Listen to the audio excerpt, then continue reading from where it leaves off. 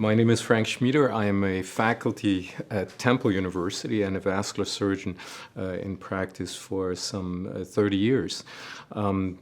We unfortunately face a real epidemic of amputations, and I believe that many of those actually are preventable.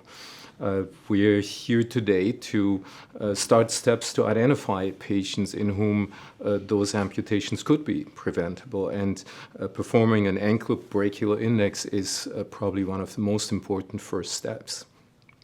You have gone through the training here and realize how to do these relatively straightforward tests.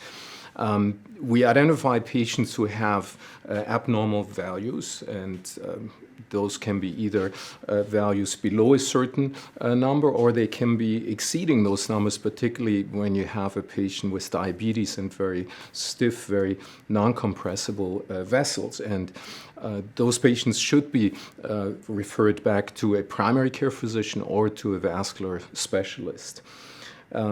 It is very important to also realize that anybody who has an open wound, who has changes to the appearance of a foot, say a foot that is rather reddish in appearance or bluish in appearance, need also to immediately seek that consultation.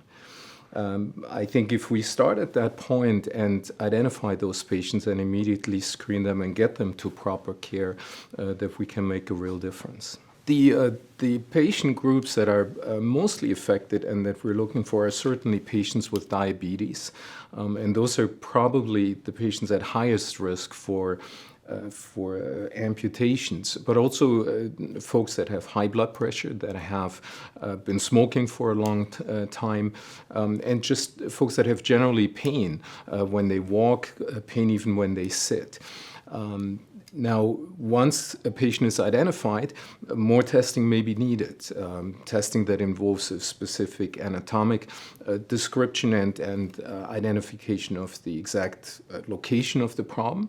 And there are numerous different ways of treating this, from medical treatment, from risk factor modification, all the way to surgical intervention.